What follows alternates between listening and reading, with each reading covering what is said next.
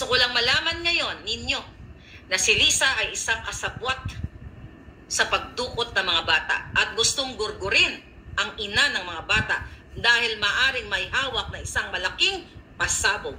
At we are waiting for that. Mananawagan tayo sa mga kamag-anak, kaibigan. I hope maybe you know kung ano ang sitwasyon ng nanay. But I believe itong mga panahon na ito, kalbaryo ang dinadanas ng isang ina na mawala sa piling mo ang iyong anak at sinisinda ka ng iyong dating partner dahil malakas ang loob, dahil kasabwat ni Marcos Jr. at ni Lisa.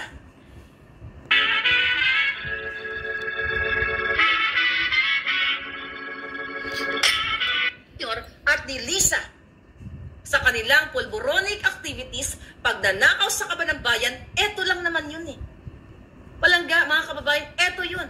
Bakit si Lisa ay makikipagsabwatan at tawagan ang asawa ni Teddy Boy Locsin Jr. para tulungan sila? Doon pa lang. Sabi kong, di ba, gusto niya ipadisbar si Atty. Glenn Chong, siya dapat madisbar at hindi lang disbar, kulong, G-tie ang kaparusahan. At kayo dyan sa Senado, Kongreso, mga buwaka ng ina ninyo, karay-karayin nyo, ipatawag nyo lahat, matagay-isa, pinutusan ni Lisa.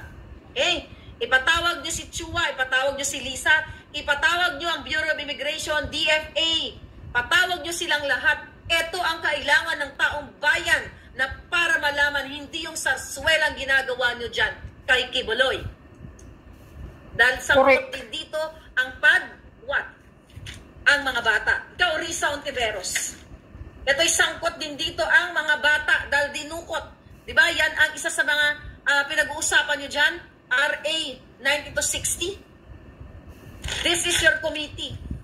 Ipatawag mo si Lisa kung matapang ka, kung para ka sa bayan. Dahil dito sa channel ko, sabi ko hanggat nananalaytay ang dugo ko, hanggang kaya ko magsalita, hindi ko titinigilan si Lisa Marcos. Dahil siya ang punot dulo ng problema sa Pilipinas. Siya ang nagigipit, siya ang nag-uutos, even military men, high-ranking officials. Ginaganito niya, may mga baril, nag-training, may mga valor of honor. Ito ginagawa sa inyo. How much more kaming mga maliliit? How much more ang mga ordinaryong nag-uopisina, nagtitinda? Kaya nga. Kayang-kaya na lang ba kaming gurgurin dahil ayaw nyo kaming ipagtanggol? Ayaw nyo ipagtanggol ang karapatan ng mamamayan, ang karapatan ng inang dinukutan ng anak o ninakawan ng anak dahil sa impluwensya ni Lisa Araneta. Buuin ko, Maria Luis Araneta, di ba? Marcos. Kasuhan mo ako. Huwag kang gumamit ng proxy, haharapin kitang putang ina ka.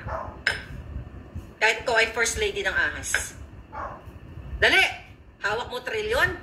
Diba? Kasuhan mo kami. Si Glenn Chong, gumagamit ka ng ibang tao, proxy, para i-disbar siya. Ayaw niyong sagutin ang signed affidavit ni Glenn Chong na ikaw, Lisa, ay nakipagsabwatan sa Smartmatic. Tangina ka, hindi ka talaga makakatulog kung ganito ang pag-iisip mo. Kung lahat, bawat segundo ng buhay mo ay kasamaan. Sabi ko nga, hindi ka ina.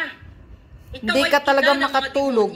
Dahil walang matinong babae na nagawin ang pag-abduct o pag-kidnap o pagdukot sa mga minor de edad na mga kabataan na ilayo sa kanilang ina. Pero again, hindi yan ang purpose mo. Gusto nyo ipagurgor ang ina dahil maaring may hawak siya isang malaking bomba laban sa iyo.